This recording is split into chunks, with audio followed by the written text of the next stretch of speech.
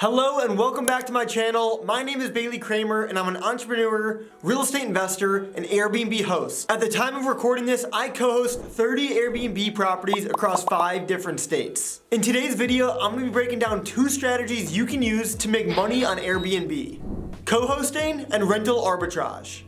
And make sure you stay till the end because I'm going to be revealing which strategy I like better and which one I highly recommend for you as well. Let's start with the first strategy, which is co-hosting. Co-hosting is very similar to property management, but for short-term rentals. As a co-host, you handle all the day-to-day operations, like guest communication, communicating with your vendors like your cleaners and your handyman, and marketing the property on sites like Airbnb and VRBO. For doing all of this work, you'll get a percentage of the gross revenue every single month, typically between 15% and 20%. So if a property brings in $5,000 per month and you get 20% of it, you'll earn $1,000 per month from that one property. Now that you know what co-hosting is, let's talk about the pros and the cons. The first pro is that it is super scalable.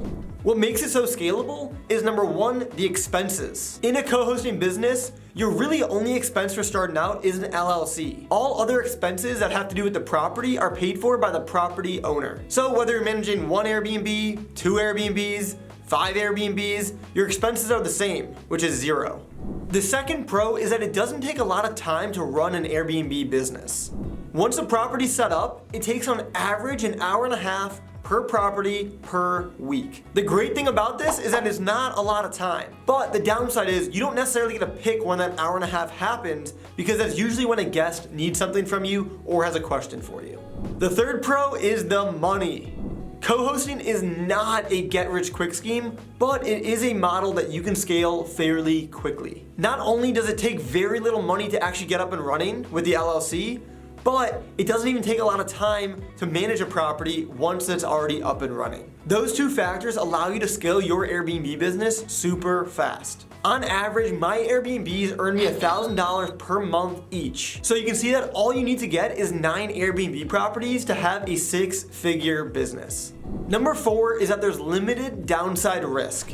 If the market crashes or a specific city puts in regulations against short-term rentals, as a co-host, you're only going to lose out on the future revenue you would have gotten from co-hosting that property. But you don't have to worry about the mortgage for the property or worrying about if the property value goes down because of these regulations. Because again, you're making your money based off of the revenue that it generates. Of course, every business has risk, but I really like co-hosting because of the limited downside risk. Now onto the cons. The biggest con of co-hosting Airbnbs is that you have to work with owners and you're not in 100% control of the property. If an owner wants to sell a property, you really have no say in that choice. Or if you have an idea for the property that you think would make it a lot more money, but the owner doesn't want to implement it, you're out of luck. However, if you have a really good idea and you can show the owner that this is going to bring more money, then chances are they might take you up on it. Okay, now that you've got a good understanding of what co-hosting is and you subscribe to my channel, let's talk about rental arbitrage. Rental arbitrage is a strategy where you rent a property from an owner and then you go ahead and re-rent it on sites like Airbnb.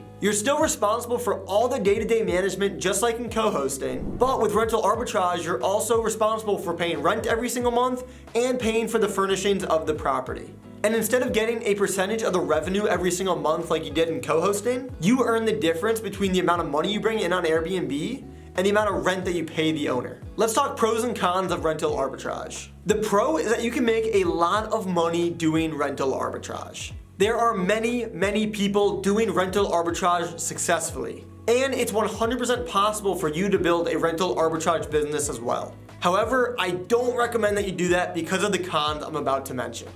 The first con is that it's much harder to scale a rental arbitrage business because you're responsible for paying rent every single month and furnishing every single property. Each property typically costs between $5,000 and $15,000 to furnish, and the rent could be thousands of dollars every single month. So as an example, let's say our goal is to get 10 rental arbitrage properties, and each property's rent was $2,000 per month, and it cost you $10,000 to furnish each property. That means you would have spent $100,000 in furniture for 10 properties, and you have an overhead rent of $20,000 per month. I don't know about you, but that sounds absolutely insane to me. And this brings me to con number 2, and that's that you have to lock in a long-term lease with these properties, typically between 1 and 3 years. If something goes wrong or you decide Airbnb isn't for you, too bad, you are locked into your lease. I sometimes hear people say, oh Bailey, but I can get a 6-month lease. And honestly, that stinks too, because you spent a lot of time and $10,000 to furnish this property. And in 6 months, the owner could be like, yeah, I don't really like this Airbnb thing, I don't want to renew your lease. So now you have to go in, spend more time finding a place to put all this brand new furniture that you just bought. Now imagine if that happened to you with multiple properties at a time.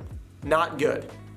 Con number 3, at the end of the day, with all the money people put into a rental arbitrage business with furniture and rent, they are way better off just buying a property. Of course there's risks to buying property, but the upside is way higher. Instead of paying rent every month, pay down a mortgage every single month. Earn cash flow and earn all the tax benefits of owning real estate. So that's my breakdown of co-hosting versus rental arbitrage. If you can't tell, I like co-hosting way more than rental arbitrage. Let me know which strategy you prefer in the comments below. And if you've enjoyed this video, let me know by giving this a thumbs up. Thanks again for tuning in, and I'll see you next time. Peace.